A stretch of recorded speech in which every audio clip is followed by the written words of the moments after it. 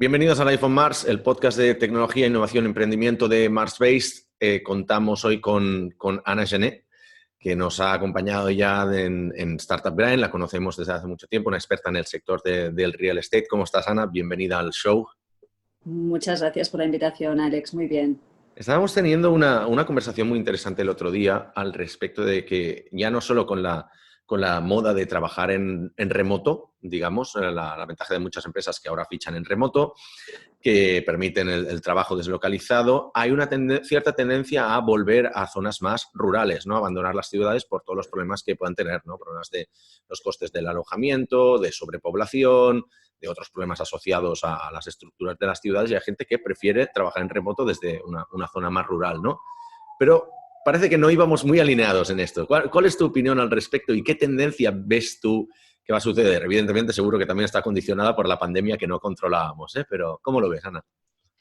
A ver, venimos de... Es un debate muy interesante, pero a mí me gustaría contextualizarlo en que venimos de una experiencia que ha sido muy traumática, que fue el confinamiento forzoso que tuvimos que hacer y que fue obvio que los que nos confinamos en la ciudad, pues tuvimos una calidad de vida mucho peor que aquellos que tuvieron la suerte de poder confinarse en entornos menos masificados, que tenían más luz, que tenían la posibilidad de respirar, de que les tocase el sol.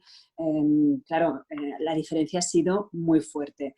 Esto por un lado, en cuanto a la calidad de vida. Y luego, en relación a las formas de trabajar, hemos hecho como un experimento a nivel global inesperado, que es que hemos teletrabajado también forzosamente desde casa. Y la realidad es que ha sido un experimento muy exitoso, porque desde casa, gracias a la tecnología, hemos podido resolver problemas, hemos podido hacer pagos, hemos podido contratar gente incluso, hemos podido hacer un montón de cosas. Entonces, la experiencia traumática del confinamiento en la ciudad, junto al hecho de que se ha demostrado que podemos perfectamente trabajar desde casa, ha alimentado una corriente que es la de poner en duda la ciudad como la forma de organización social más exitosa. Y la realidad es que a todos nos gustaría pensar que esto es posible. ¿Por un motivo? Pues porque la concentración urbana supone unos retos urbanísticos, inmobiliarios, de movilidad, de coste de vida muy complicados de gestionar. Entonces, sería maravilloso si nosotros voluntariamente pudiéramos organizarnos mejor en el territorio de manera que no masificáramos tanto las ciudades. No obstante, tanto, a pesar de que sería deseable, yo creo que debemos ser realistas y partir de la base de que las ciudades son un invento con muchos defectos, pero que en realidad son maravillosos conceptualmente.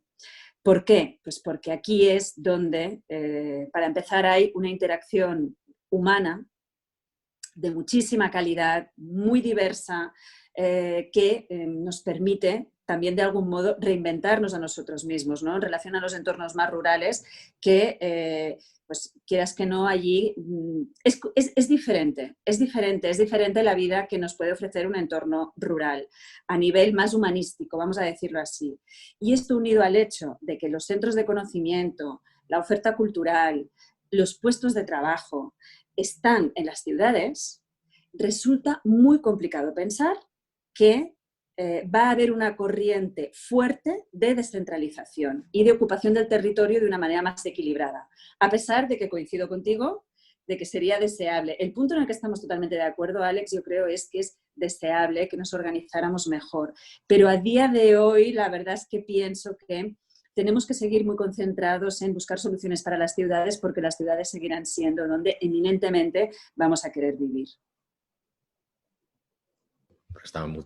Cambiamos de un modelo en el que la gente se veía forzada a estar en las ciudades, ¿no? Desde la revolución industrial, en la que básicamente todo lo que es el blue collar pues, tenía que desplazarse a las ciudades y tenía que tener un trabajo, al que ahora quizás trabajadores de unos sectores, unos roles, digamos, llámale más sofisticados, por llamarlo de alguna manera, que tienen la opción de irse, ¿no? Entonces va a haber un cambio de tipo de gente que viva en las ciudades, va a cambiar quizás los tipos de empleo, pero entonces tú prevés, o sea, aunque no haya un cambio muy, muy, muy grande a nivel transformacional, sí que es verdad que va a haber un cambio de eso, de gente probablemente más privilegiada que pueda trabajar en remoto se va a ir de las ciudades, ¿no? Entonces, no sé para dónde la gente, o sea, qué tipo de gente vamos a tener A ver, aquí, ¿no? ¿Cómo ves esto, el cambio de...? habrá de todo, Alex. Y estoy de acuerdo contigo que los perfiles que puedan vivir en entornos rurales o menos urbanizados, vamos a decirlo así, van a ser unos privilegiados si lo eligen voluntariamente, pero por nuestra experiencia lo que estamos viendo es que lo que podríamos denominar el talento joven, y por talento me estoy refiriendo a gente formada, que la formación que tienen concuerda con la demanda del mercado laboral, esta gente es privilegiada en un sentido, que es que puede elegir dónde trabajar y normalmente elige ciudades que le resultan atractivas por el estilo de vida, por la calidad de vida que ellos intuyen que van a tener allí. Esto, de hecho, es uno de los grandes éxitos de Barcelona a la hora de atraer perfiles internacionales, que, como sabes perfectamente, porque tú te mueves en un ambiente totalmente internacional, tenemos la suerte, yo creo que esta es quizá la mejor virtud de nuestra ciudad, ¿no? Que es capaz de atraer este tipo de perfiles. Los perfiles internacionales en Barcelona ya representan el 26% del censo, que es una barbaridad, más de un cuarto de la población, y yo creo que esta tendencia irá en aumento.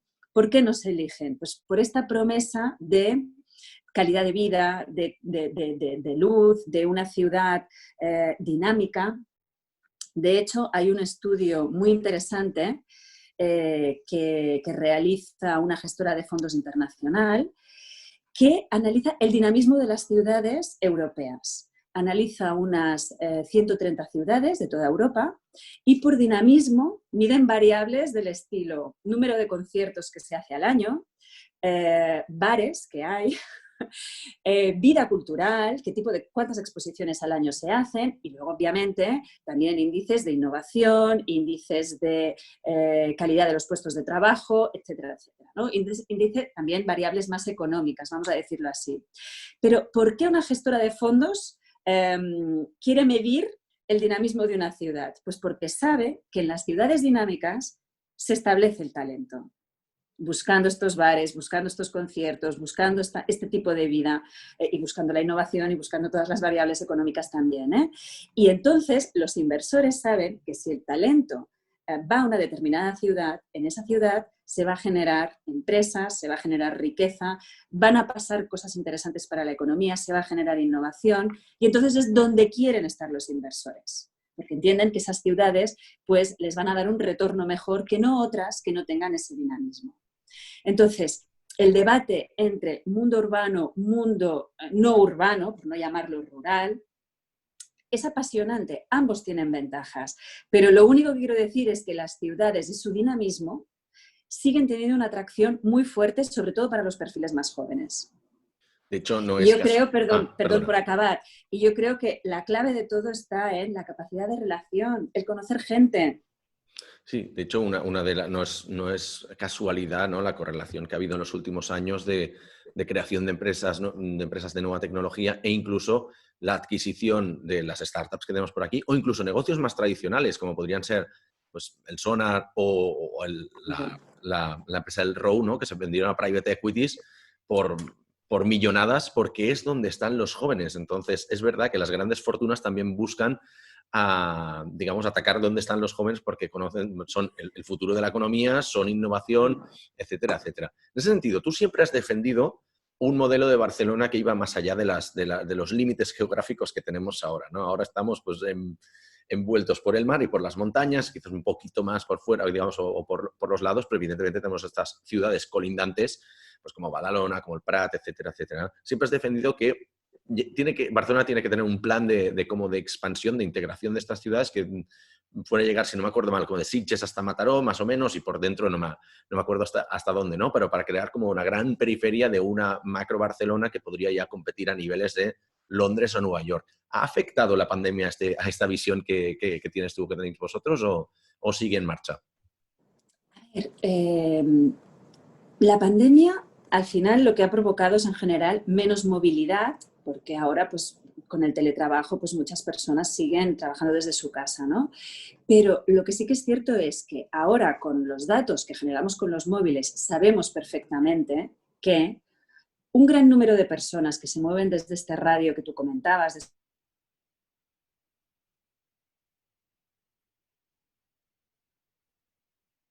obviamente, pues esto se ha debilitado, pero a la que superemos esta situación sanitaria, pues se volverá a coger este ritmo.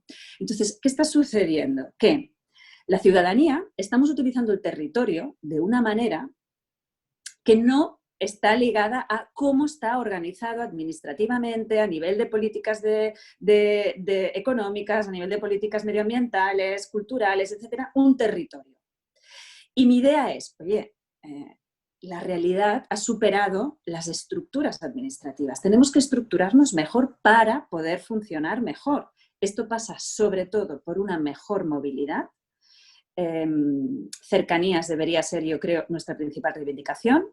Y luego también una idea que a mí me parece muy interesante, que es que cambiar fronteras de un país, de un estado, es muy complicado. Como sabemos perfectamente. Lo sabemos perfectamente. Nos suena un poco aquí, sí, exacto. ¿Vale? Pero las ciudades sí que pueden son más mover sus fluidas, fronteras. eso es verdad. Nos podemos organizar diferente. Falta voluntad política y falta este punto de ambición de querer organizarse mejor, porque el diámetro en el que funciona Madrid o Nueva York, que son unos 600 kilómetros cuadrados, es justamente este área que estoy delimitando algo más allá del área metropolitana, que es como estamos funcionando. Funcionando en la realidad, pero no administrativamente. Entonces aquí se producen muchas tensiones que yo tengo miedo que nos ahoguen como economía, nos ahoguen como oportunidades para nuestra sociedad, etc.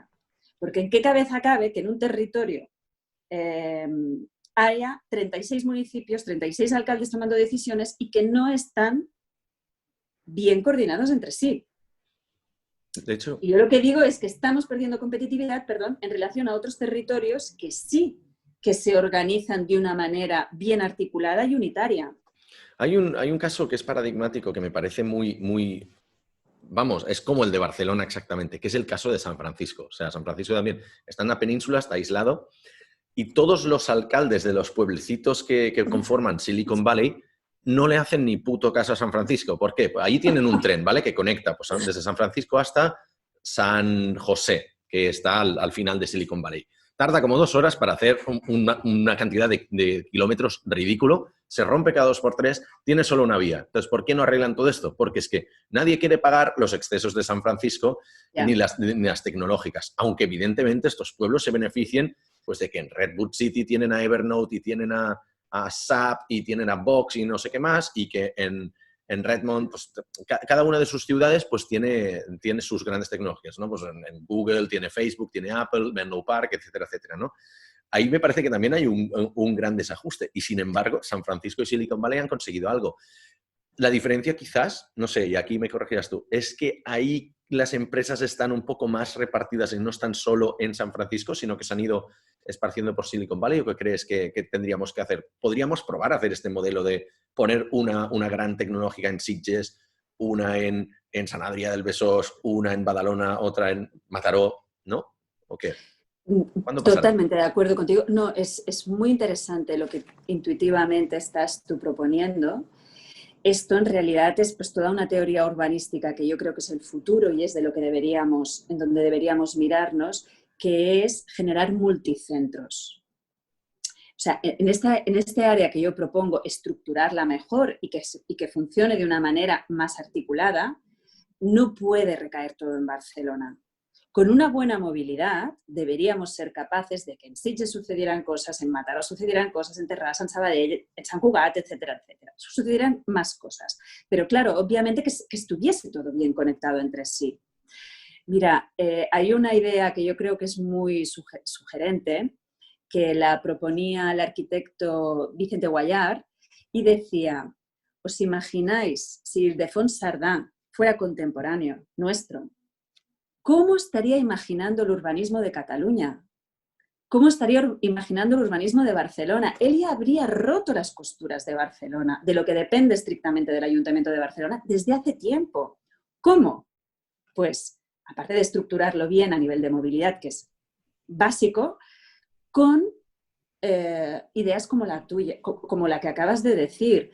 hacer fuertes otras ciudades y que no todo se vuelque en Barcelona. Muchas veces cuando yo hablo de esta gran Barcelona, que yo procuro decirlo mucho para tratar de que cale la idea, porque realmente tengo miedo de que quedemos constreñidos, o sea, hay un problema de vivienda clarísimo, hay un problema de oficinas clarísimo, de logística clarísimo, de un montón de cosas. Entonces, tenemos que romper las nuevas murallas, las murallas del siglo XXI, como rompimos las medievales para hacer el Eixample. Cuando lo digo, muchas veces me dicen, ¡ay, qué centralista! Todo para Barcelona. Yo digo, no, es al revés. Es, ¿cómo os lo diría yo? Es que esto lo tenemos que hacer más grande. O sea, Barcelona Que la atrae, fortaleza atrae, llegue... puede repartir juego, ¿no? Exactamente, exactamente. Es exactamente esto.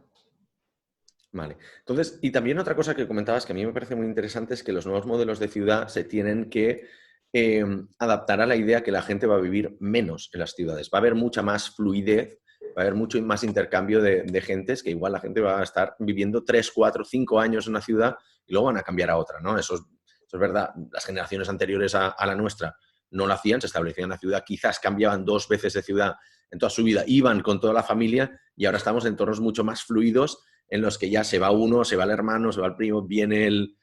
¿no? Y vamos viendo...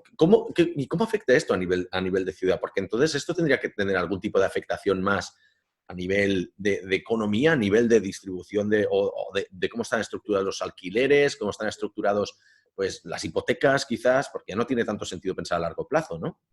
Totalmente, no, es muy interesante y efectivamente, ¿no? Nos estamos convirtiendo en poblaciones nómadas y voluntariamente decidimos, ¿no? Y cada vez pasará más, que pues, nos formemos en una ciudad, nuestro primer trabajo sea en otra, regresemos a lo mejor al país de origen, volvamos a irnos por una oferta laboral, nos casemos en otro sitio. Es decir, esto va a ser, lo raro, como tú muy bien dices, será que una persona que nazca en una ciudad se pase toda la vida en esa ciudad para trabajar, sino que tendrá oportunidades en otros sitios y las querrá explorar.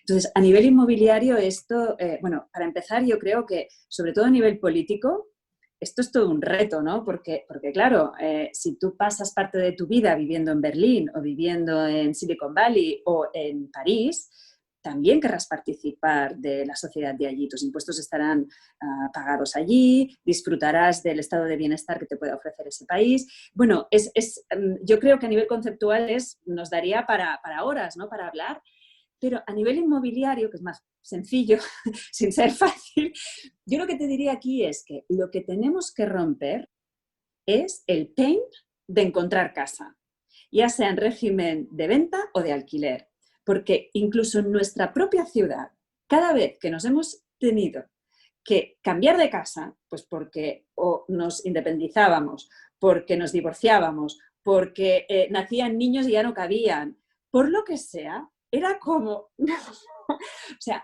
una maraña, un mercado complicado, la sensación de que no hay viviendas, de que son estratosféricamente caras, de que hasta que empieces a orientarte sobre cuál es el precio justo o qué casa te puedes pagar, tienes que hacer ahí un research, pero de meses. O sea, esto no tiene ningún sentido. Para que podamos, como ciudadanos, podernos desplazar tranquilamente de una ciudad a otra en función de nuestras inquietudes o nuestras oportunidades laborales o personales, el mercado inmobiliario tiene que cambiar totalmente. Y aquí yo creo que la tecnología nos puede ayudar mucho a hacerlo un mercado más transparente, que los datos sean fiables, que puedas alquilar una casa desde la otra punta del mundo sin la sensación de que te engañarán, de que las fotos no serán marketingizadas, sino que serán reales.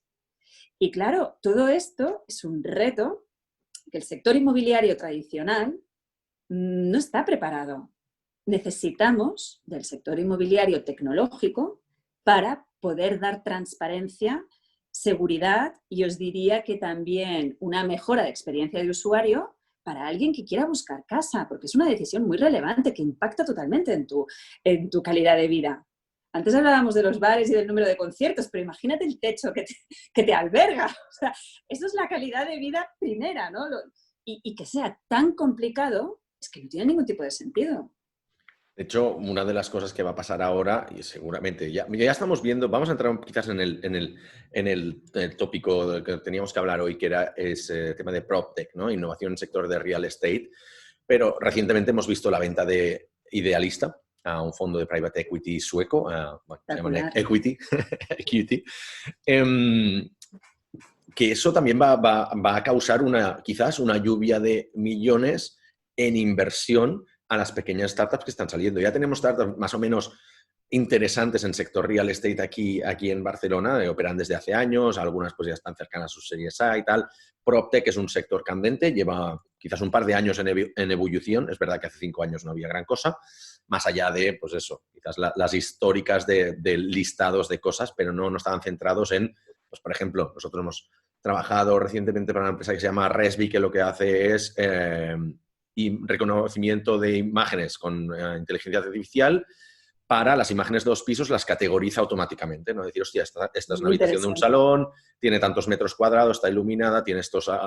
Y eso, claro, eso es directamente su cliente, es real estate, ¿no? O sea, es PropTech puro y duro. Estamos viendo este tipo de startups emerger de Barcelona. ¿Cómo ves tú qué tipo de innovaciones vamos a ver ahora? O sea, es decir, ¿son las startups la salvación o vienen simplemente a jugar con el dinero de sus padres en este sector? Bueno, muy interesante. Mira, intuitivamente yo lo que te diría es que el sector inmobiliario históricamente ha sido tan ajeno a la tecnología, o sea, ha sido tan artesanal, te diría yo, desde el propio proceso constructivo hasta... Era casposo. La palabra es casposo, dejaré que la diga yo y así tú no quedas mal. Por favor, por favor. ¿Qué pasa? Que claro, un sector que se maneja con estos ingredientes, claro, le pones una capa de tecnología y lo eficientas un montón. Claro. Entonces, intuitivamente yo lo que sí veo es que las PropTech tienen mucho sentido. El recorrido que tienen todavía aquí en nuestro país es relativamente corto, o sea, estamos muy en los inicios, pero yo les auguro un gran futuro porque los que trabajamos en el sector inmobiliario desde hace años somos muy conscientes que lo necesitamos. Y además lo necesitamos en todo el ciclo inmobiliario, en toda la cadena de valor inmobiliaria. Desde que un promotor busca un suelo, esa búsqueda de un suelo, que antes se hace de manera artesanal. ¿Qué quiere decir? Pues hay unos scouters, un director de expansión, vamos a llamarlo como quieras, que se coge su propio coche y se va a pasear, a visualizar el suelo, a ver lo que hay, a captar suelos. Claro, si esto pudiéramos hacerlo pues, con Big Data, por ejemplo, ¿no? De localizar unos suelos, de que supiéramos qué suelos puede haber disponibles, lo cruzáramos con datos de la calificación urbanística, de la edificabilidad que puede tener ese suelo. Si todo este análisis ya se pudiese hacer desde un despacho, te estoy hablando del eslabón número 1 que es voy a empezar a mirar un suelo. Primer paso. Claro, pero si vamos a cada uno, o sea, en el proceso constructivo se puede poner muchísima tecnología. De hecho, aquí es donde se ha notado más la eficiencia, básicamente aplicando tecnología en la disminución de los plazos de entrega, porque el tiempo es dinero en inmobiliario, clarísimamente. Cada día que te retrasas en la entrega de una obra, pues esto te afecta directamente la rentabilidad. Y luego las desviaciones estaban al orden del día, desviaciones de coste, desviaciones de tiempo, un montón de cosas. Y la tecnología pues te puede evitar todo esto. Aparte de que también te puede ayudar a definir exactamente el producto final, a qué precio debe salir para que se venda. Porque, claro, un estudio de mercado es, bueno, ¿a qué precio se está obteniendo promociones de alrededor? ¿Qué ritmo de comercialización han tenido? Todo era poco científico. Que es verdad que, obviamente, un buen profesional, con su experiencia vivida y con el olfato inmobiliario, pues puede, y de hecho suele suceder, que no se equivoca mucho. Pero, claro, si todo esto lo pudiéramos tener más científico, y para esto necesitamos tecnología, pues ganaríamos muchísimo. Y no me quiero extender en toda la otra cadena de valor inmobiliaria, pero es que en comercialización podríamos seguir hablando y en gestión de los inmuebles igual. Hay muchísimas, muchísimas oportunidades. De hecho, te iba a preguntar qué tipo de proyectos, con qué tipo de proyectos estáis colaborando vosotros y qué buscáis en un proyecto de innovación. ¿Son proyectos de gran disrupción o, la impresión que me da a mí desde fuera, son más de ir a buscar quick wins, intentar tecnificar poco a poco ciertos eslabones de la cadena de valor? ¿Cuál es? ¿Es la primera o la segunda? La segunda, La segunda, la ¿no? segunda, Es por la segunda. reticencias internas y por poca, digamos, poca, no adaptabilidad, pero quizás por estar anquilosado, ¿no? Sector anquilosado, roles Sí, más quizá hay falta de tradicionales. visión, quizá hay reticencias de seguir funcionando como hasta ahora, pero es verdad que todavía se está teniendo poca ambición en general. En general, habrá algunos actores que sí que la tengan, ¿no? Pero en términos generales el sector está con poca ambición a la hora de realmente introducir innovaciones que sean más disruptivas. Pero sí que puedo decir con un cierto orgullo, porque hace 2 años te hubiese dicho, no, hay algunos pioneros, pero el sector no se está digitalizando, no está buscando innovación a través de la tecnología. Pero ahora ya sí, ahora ya ha habido un cambio de marco mental.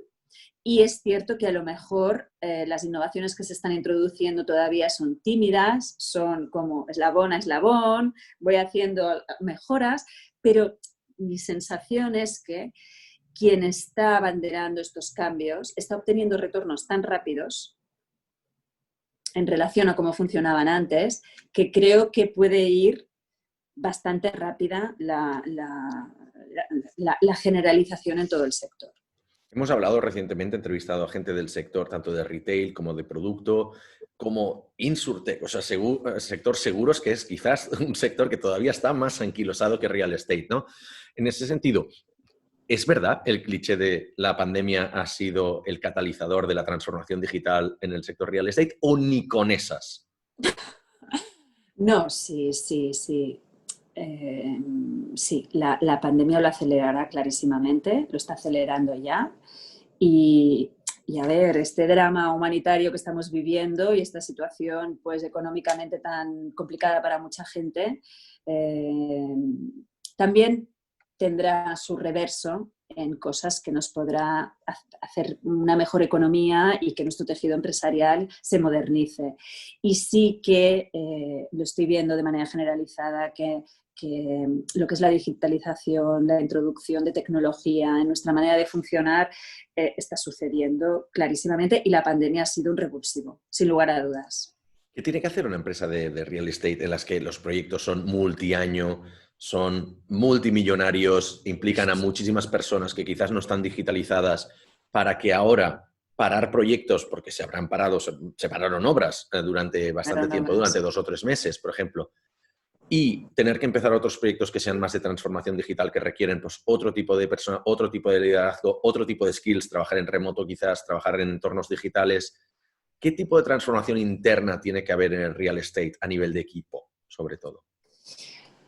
A ver, varias consideraciones aquí. La primera en relación a nivel de equipo, que sugerías tú aquí al final, ¿no? Nuestro sector, bueno, le sucede lo mismo que el gran debate entre el mundo corporativo y el mundo startup tradicional en todos los sectores, ¿no? ¿Qué sucede?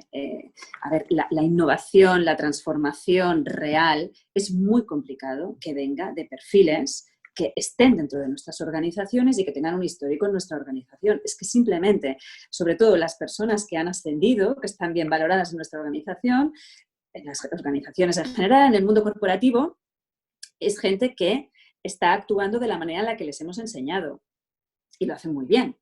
Pero claro, ahora de repente les decimos, no, ahora quiero funcionar diferente. Es muy difícil que esas personas con ese training empiecen a funcionar diferente.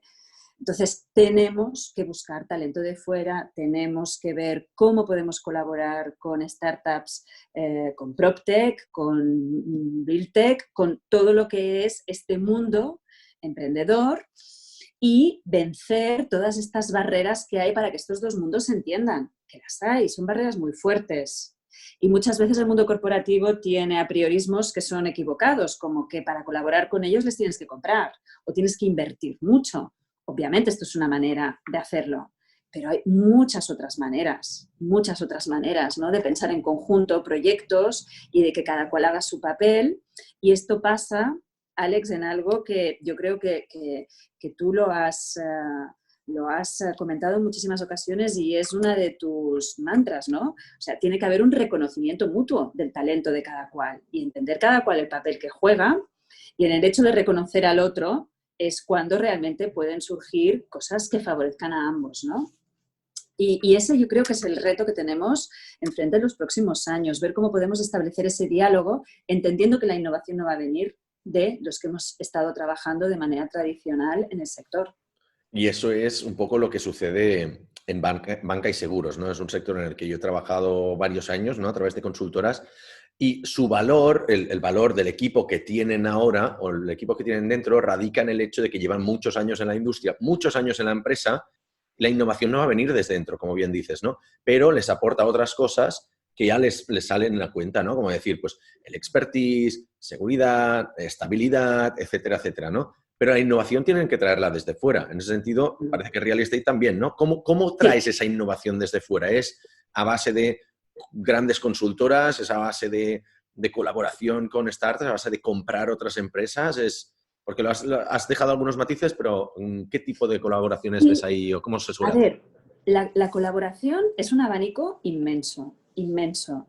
O sea, puede haber contratación de la startup para que te haga servicios concretos, Uh-huh. para utilizar, ¿no? La innovación que ellos han generado. A mí la que me gusta más es tratar de generar una especie de colaboración de equipos mixtos, y para ello pues hay que compartir espacios, hay que compartir recursos. Yo creo que esto es lo más interesante. Pero es verdad que tiene esta barrera que comentábamos antes, ¿no? Que realmente tienes que reconocerle el valor al otro. Tiene que ser mutuo y ponerse a pensar, a generar estas inteligencias colectivas para resolver problemas. Yo lo que veo es que la ganancia es tan clara y tan elevada que este debate se va a producir, vencerá las resistencias porque el retorno es muy interesante. Entonces, quiero pensar que en un entorno inteligente esto se va a producir. Y de la misma manera que hace 2 años la conversación que estamos teniendo hubiera sido muy distinta, y solo han pasado 2 años, yo creo que en 2 años más vamos a notar también un avance incluso más relevante. Por lo que te comentaba, porque estábamos muy atrás, los retos son muchos, o sea, el reto inmobiliario es tremendo, tenemos que proveer de viviendas a precios asequibles. Y a día de hoy es que no estamos ni cumpliendo la variable precios asequibles, ni siquiera la variable de ofrecer producto. Nos faltan viviendas donde hay demanda.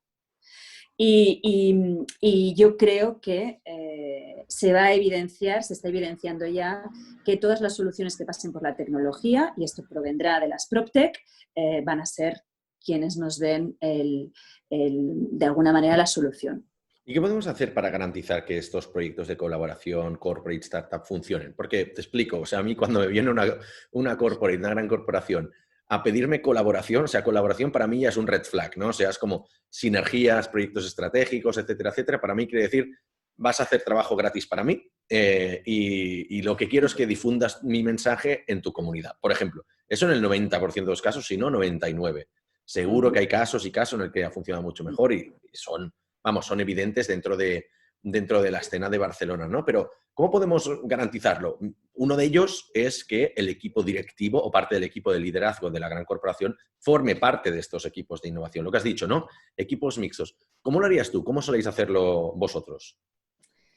A ver, es todo un reto. Yo lo que creo que falta, honestamente, es convencimiento. Convencimiento de que ese es el camino. O sea, estamos todavía en una etapa previa de desconfianza, en mi Porque no habéis opinión. visto roles, no se han visto ejemplos, ¿no? O grandes ejemplos de colaboración. Yo creo que has dado en el clavo. Es Vale, es decir, eso. No hay si referentes, fuéramos, esa es la palabra. sí, si fuéramos capaces de visualizar casos de éxito, sería perfecto, porque nuestro sector es seguidista. En general, el mundo corporate lo es, ¿no? Falta que alguien se lance primero y le vaya bien. Y entonces ya como que ha marcado el camino y el seguidismo se hace relativamente rápido. Y si tú me dices, bueno, pues vamos a localizar estos casos de éxito, ¿no? Yo creo que todavía, bueno, podríamos hacer un llamamiento, ¿no? Porque puede ser que eso no los conozca, pero todavía no hay evidencias claras de que esta colaboración a la que tú apelas y que yo también pienso que tiene que ir así, de equipos mixtos y de objetivos compartidos. O sea, los ejemplos yo creo que todavía son frágiles, pero también te diré que estamos avanzando en la línea correcta. Y pienso que también deberíamos, los que tenemos esta preocupación, deberíamos estar atentos a que cuando suceda, o los que haya, ponerlos en valor y lucirlos. Porque que el sector haga un upgrade, suba varios escalones a nivel de eficiencia, transparencia, rentabilidad, es que esto se traduce en un bien común. Se traduce en un mejor producto, se traduce en un mercado más seguro, se traduce en un montón de cosas. Luego Deberíamos hacer el esfuerzo. Un poco de autocrítica también para el sector de startup, ¿no? De empresa más pequeña que igual nos pensamos que cuando empezamos a colaborar con una gran corporate les vamos a cambiar la vida y en verdad haces un cambio así dentro de lo que son, pues igual tiene mucho potencial y se puede expandir el resto de la empresa. Pero normalmente el primer proyecto que hagas con ellos son peanuts para la corporate. Entonces, evidentemente no van a poner al CEO o a su equipo directivo a trabajar en este proyecto, ¿no? Tiene que ser algo muy estratégico, clarísimo. Entonces, las probabilidades de que esto suceda sabe mal, pero no sé por qué parece que ahora la salvación de las startups tiene que ser la colaboración con las corporates. Quizás debería ser aprender a vender también, pero bueno, hay un pequeño apunte no solicitado, pero... No, me parece súper interesante lo que dices y ya que has sido tan generoso de hacer autocrítica, yo también la quiero hacer en este sentido, ¿no? Yo creo que el mundo corporate peca de que no se involucra al CEO, y yo creo que esto es un error. Deberíais poder tener acceso al CEO y que el CEO fuera un convencido. Esto es lo primero. Y luego, la segunda autocrítica que hago, pero que va un poco en esta línea, es algo que es muy frustrante, que es que a veces os encontráis con boicoteadores, con gente que dice, bueno, yo a esa estos es no la palabra. Claro, entonces esto es muy complicado porque si ya de por sí el reto es difícil, si encima tienes gente con poder dentro de la organización que lo que está haciendo es denostando tu aportación desde el primer día, es muy complicado que eso acabe en un éxito. Por eso apelaba un poco pues, a la confianza, apelaba al reconocimiento mutuo. Es que yo creo que eso es la base de todo. Y desde luego detectar boicoteadores que se sienten amenazados, que son conscientes de que su talento no es el que a lo mejor ahora encaja más. Y en lugar de hacer un esfuerzo de reskilling, lo que hacen es hacer, no, yo quiero seguir funcionando como antes, que ya nos iba bien, hemos ganado dinero en el pasado. ¿Vale? Pero es que estamos en el siglo XXI y tenemos que ir para adelante. Y bueno, todo eso es lo que yo creo que, fíjate que estamos hablando del aspecto humano, ¿no? Que es lo que hace muchas veces que las cosas se eleven y funcionen o que se hundan. Y bueno, y desde este punto de vista tenemos que ir haciendo una labor de proselitismo cada uno en su entorno para romper, ¿no? Estas reticencias. Me parece súper interesante el concepto de saboteador. Voy a empezar a utilizarlo y te pagaré royalties porque me parece buenísimo. ¿Qué podemos hacer en ese caso? O sea, ¿cómo se puede, no denunciar, ¿no? Pero cómo se puede desactivar o sortear este obstáculo, ¿no? Nos encontramos este obstáculo, yo mismo lo he encontrado varias veces, y es, bueno, igual no quieres evitarlo o hablar con otra persona dentro de la organización para no abrir dos líneas, eso suele ser síntoma de problema, o porque todavía es un agravante peor, ¿no? Si se entera que estás hablando con otra persona y todavía te puede boicotear más, ¿no? ¿Qué consejo darías tú aquí? O sea, realmente... Es difícil, Alex, es muy jodidísimo. difícil. Mucho. Si no lo sabes tú, no lo va a saber nadie. No, es que yo creo que como estamos hablando de comportamiento humano, es muy difícil encontrar una receta perfecta. Yo lo que creo es que hay que contarlo, hay que decirlo, para que se tome conciencia. Vamos un segundo, me pongo en la piel de la corporate, que en cierto modo estamos con pánico, porque sabemos que tenemos que innovar y no sabemos cómo hacerlo. Intuimos que con nuestra gente nosotros mismos no podremos. Entonces, ¿de dónde saco la innovación? Muchas veces, ¿qué hacemos? Contratamos un director de innovación. Pero claro, es un paracaidista que cae en una organización y que, una vez más, si no se encuentra con un convencimiento real del equipo directivo, esa persona es infeliz a las 24 horas, a la que se ha dado cuenta dónde ha caído. Bueno, y sponsorizar entonces la colaboración con una startup le cuesta un montón, es complicado. Entonces, Alex, no sé, yo creo que aquí lo que nos queda es los que tenemos el convencimiento que la resolución de problemas complejos pasará por la colaboración entre el mundo corporate y el mundo startup, tenemos que hacerlo, contarlo, hacer estos vídeos que tan amablemente me has invitado. Tenemos que ir haciendo toda esta labor para que realmente generar un cambio de cultura y influir en la opinión generalizada de ambos mundos, ¿no? Sobre todo, y vuelvo a la autocrítica, sobre todo del mundo empresarial tradicional. Y volvamos ya para un poco para ir acabando. Me gustaría escuchar de tu boca innovaciones del sector PropTech, ¿no? O sea, que vamos a ver esto que hemos dicho, ¿no? Se ha catalizado, se ha acelerado un proceso de digitalización, ya no tanto a nivel de las tecnologías, sino como de tendencias. Yo, a nivel de inversión, veo ciertas cosas. Estoy viendo, por ejemplo, tema de oficinas fluidas, ¿no? Algo que quizás antes lo tenían los coworking solo, pero que ahora puede que entren en el sector corporativo y decir, bueno, pues mira, yo tengo una oficina de capacidad de 200 personas, pero yo sé que a la vez de mi empresa solo va a haber 80 o va por temporadas, entonces poder subalquilar o prestar a startups o lo que fuera, a otras empresas o a eventos de una manera mucho más fluida a través de alguna plataforma tecnológica, ¿no? Se me ocurre esto. ¿Tú qué Sí, sí, tendencias sí. ves en el sector, sobre todo, pues eso, en sector oficinas o incluso sector vivienda también? Mira, es muy interesante porque antes que hablábamos de la pandemia como aceleradora de tendencias, en el mundo de las oficinas es donde ha habido la revolución más extraordinaria, porque todos estamos repensando cuál es la manera óptima de trabajar. Intuimos que al 100% desde casa no es lo óptimo, porque nos falta la interacción humana y sobre todo en trabajos que tienen un punto creativo, pues es muy complicado que se genere esa idea feliz o ese giro inesperado que es lo que te hace que las cosas sean especiales. Pero en trabajos no creativos también necesitas el entorno humano para aprender tú como profesional y para formar sobre todo los perfiles más jóvenes, ¿no? O sea, desde casa no, sabemos que 100% desde la oficina, todos entrando a la misma hora, saliendo a la misma hora, tampoco parece razonable, ¿eh? Y tenemos que ir a inventar fórmulas mixtas, ¿no? Y esto seguro que se va a imponer. Yo realmente creo que el futuro de las oficinas está en un modelo como el que has descrito. Muy probablemente tendremos varias ubicaciones por la ciudad y nuestra propia vivienda también preparada para que podamos trabajar en unas ciertas condiciones. Pero me parece muy atractiva la idea de que tú tengas una especie de llave, que puedas entrar en determinados edificios, que tú puedas reservar tu silla y que además esos edificios, que por ejemplo pueden ser, pues como el edificio donde estoy yo, en plantas sobrantes, que en esos edificios, además, ya sería maravilloso si, por ejemplo, tuvieras la opción de los lunes, sé que en esa planta de ese edificio se reúne gente del mundo del marketing. Y como yo soy de marketing o tengo interés por el marketing, me apetece ver gente de marketing de varias organizaciones. Me apetece generar ese ecosistema o gente de cualquier otra disciplina, ¿no?, que te pueda interesar.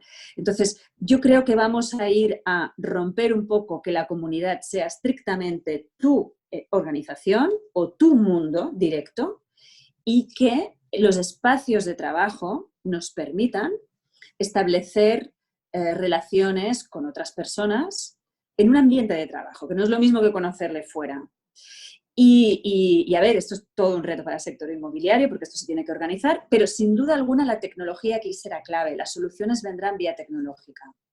Y de hecho, es un tema que me toca de pleno, ¿no? Porque nosotros pues, no tenemos oficina, no hemos tenido oficina los 7 años de empresa, pero sí que es verdad que a veces la hemos necesitado, ¿no? A veces la hemos necesitado y nosotros, una cosa que igual pueden aprender las empresas que hasta ahora tenían la oficina como una obligación o como una parte estructural, van a verla como la vemos nosotros, como una herramienta. Entonces, a la Sí. que necesitamos reuniones de equipo, pues cuando nos reunimos en los Marchen de cada 2 meses o un cliente muy potente que necesita ver una oficina o lo que sea, pues alquilamos una oficina, ¿no? Entonces, en Muy ese bien. caso, hay que replantear las oficinas, lo que decía, de pasar de ser una cosa estructura que se da por hecha a ser una herramienta a partir de ahora, o es un cambio demasiado radical. No, no, es decir, comparado con lo que tenemos ahora parece muy disruptivo, pero honestamente yo creo que tiene todo el sentido y al final lo que se acaba imponiendo es lo que pide el usuario. ¿Dónde está la demanda? Y la demanda estará en fórmulas muy flexibles que como vosotros ya estáis utilizando, vosotros sois pioneros en cierta manera, ¿no? Bueno, no, de cierta manera no, sois absolutamente pioneros. Pero, ¿qué sucede en el sector inmobiliario? En el sector inmobiliario, el propietario de una oficina lo que quiere es que empresas como nosotros le firmemos un contrato de 5 años con 3 de obligado cumplimiento. O sea, que si yo me arruino en el año 2, le debo un año que lo tengo que pagar. Me llevará a juicio, si no tengo dinero, ya veremos qué decide el juez. Pero claro, el inmobiliario lo que quiere es seguridad, que no se me interrumpa el flujo de rentas que me pagan las empresas que ocupan mis edificios. Y el modelo que tú estás proponiendo es, para el propietario, la inseguridad absoluta, porque puede ser que lo llene con peticiones como la de Marsbase y otras empresas, pero puede ser que me pase unos meses esperando a que llegue gente. Es parecido a un hotel, parecido. Claro, el hotelero tampoco sabe qué pernoctaciones va a tener, ¿no? Hay mucha incertidumbre. Entonces, este componente operativo, el sector inmobiliario tradicional no está acostumbrado.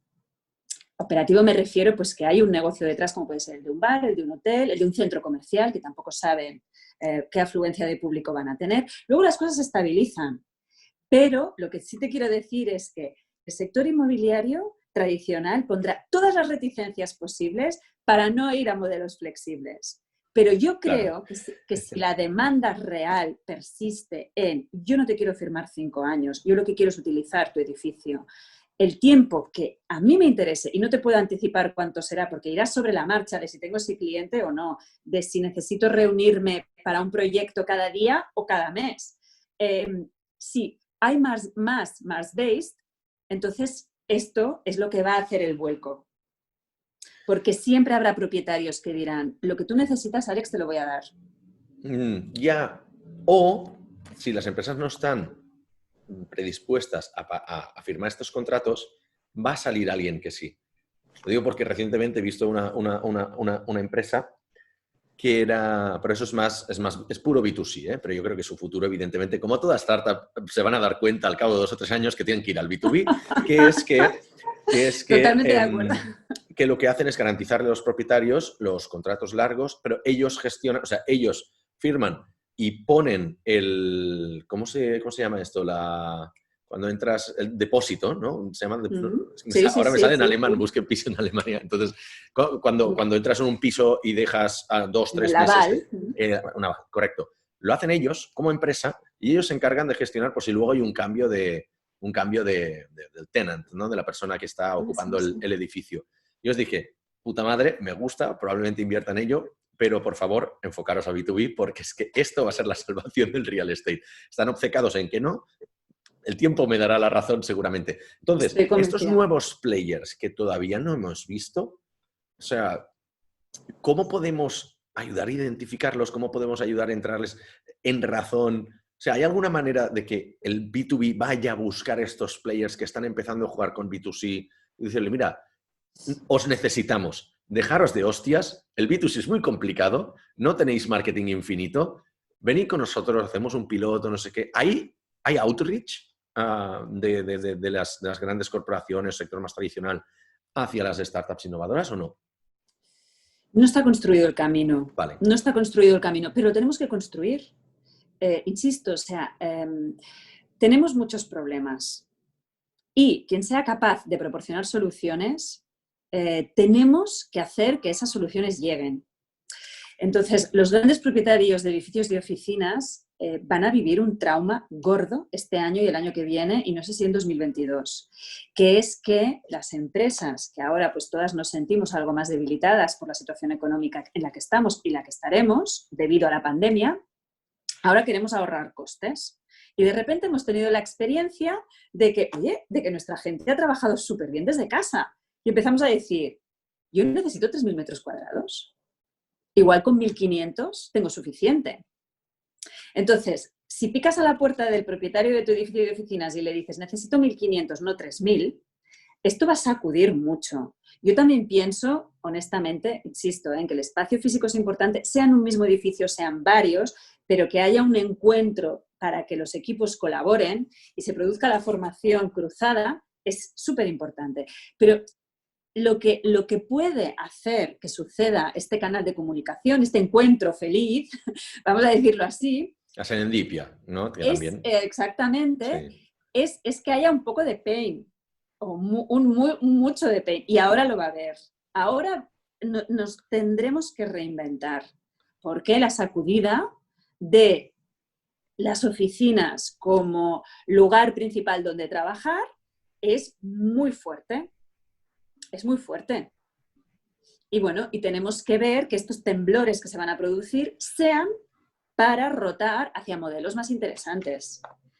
¿Cuál es tu previsión de que la gente pueda volver a las oficinas? Te digo, en general, ¿eh? O sea, ya hay gente que ya trabaja en oficinas, tú probablemente ahora pues, estás en oficina también, pero que todo el mundo pueda volver a oficina con garantías. Me explico. Google dijo, hasta junio de 2021 no volváis a las oficinas. Si hay alguien que sabe en el mundo qué está pasando, es Google. Entonces, yo ya sé que antes de 2021, junio, no tendremos nada absoluto. ¿Cuál es tu previsión?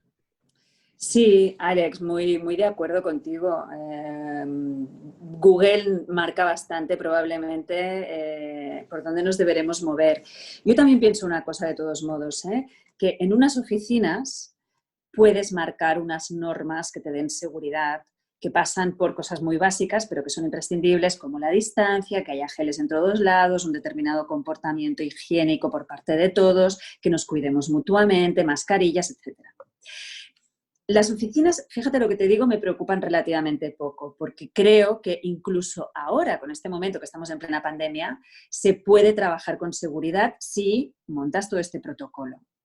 A mí lo que me preocupa más es el mundo de la cultura, el mundo del espectáculo, todo esto. Es decir, Alex, ¿cuándo podremos volver a ir a un concierto en el que estemos bailando los unos al lado de los otros? No sé, yo también sufro por ello, ¿eh? Claro, te he puesto un ejemplo Y que los sitios que ya han no cerrado es y los que casual. cerrarán. No, no, por eso, por eso. Pero, claro, lo que es el mundo del ocio, que es importante para la vida humana y para la economía y para los creadores y para los artistas, este es el que me tiene más preocupada. Porque en una oficina yo creo que sí que puedes dar mucha seguridad.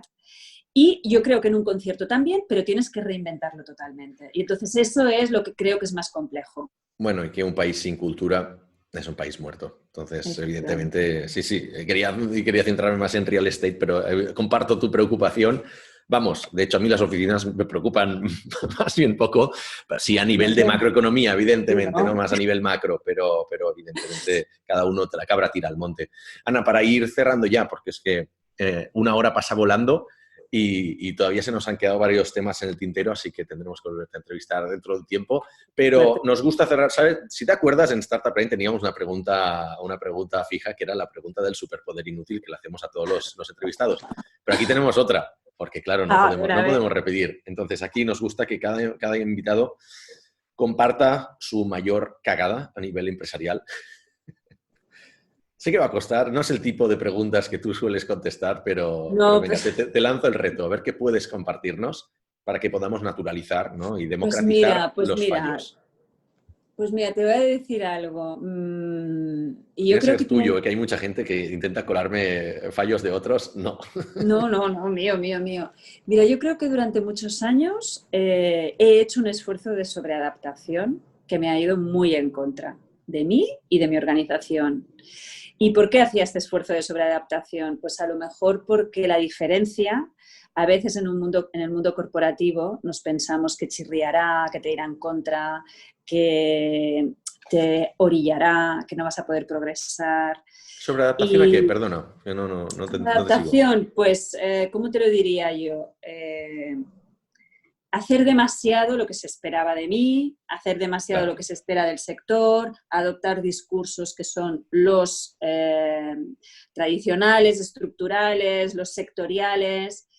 Y claro. en el momento, lo digo sobre todo para la gente más joven, en el momento en el que te atreves a cuestionar todo esto y empiezas a aportar realmente cosas desde otra visión, desde tu diferencia, yo creo que allí es donde, en lugar de cortarte la cabeza, que a ver, Yo no digo que te pueda pasar.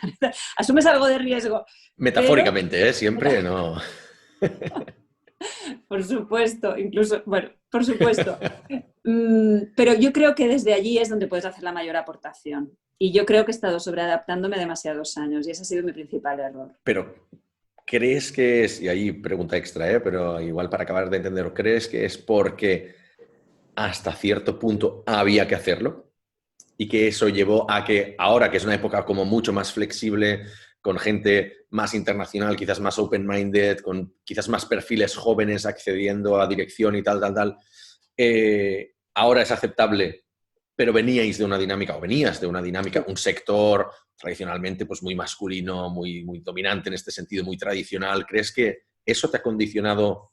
No, los tiempos ayudan, 100% de acuerdo contigo. Perfecto. Y luego también es verdad otra cosa, que tienes que ser consciente del momento en el que eliges para hacer notar tu diferencia. O sea, quizá si eres junior, no te muestres muy diferente. No te lo recomiendo. No. Pero a la que ya pues, hayas ganado algo de reputación, es el momento. No esperes mucho. Yo iba con traje y corbata en Deloitte y no rompí las reglas, pero... Pero se te veía algo, seguro. En la siguiente empresa ya sí rompí las reglas de vestimenta, ya dije, hasta aquí hemos llegado, ya no soy tan junior, ya no paso por estas milongas. Molt bé, Ana, mil gracias. Te dejo un minuto por si quieres anunciar cualquier cosa o dar un mensaje a la audiencia, aprovechando que estamos... Qué generoso, Alex. Oye, pues cualquier mira, cosa que puedas comunicar. Recojo varias de las inquietudes que hemos manifestado tanto tú como yo, de tratar de que estos dos mundos se encuentren, de tratar de vencer reticencias, muerte al boicoteador, ¿vale? Hay que detectarlo y es muy aislarlo. radical, más radical de lo que diría yo, pero adelante, me gusta. También metafórica y que tenemos retos muy grandes y que las soluciones vendrán con estas colaboraciones y con estas inteligencias compartidas. Perfecto, pues gracias Ana, gracias a todo el mundo por escucharnos, dadnos like y suscríbanse en cualquier plataforma que escuchéis, no sé, estamos en todas, Spotify, estamos en Apple, iTunes, estamos en iVoox, así que cualquier review como podcast pequeñito pero creciendo nos ayuda muchísimo. Mil gracias y hasta la próxima.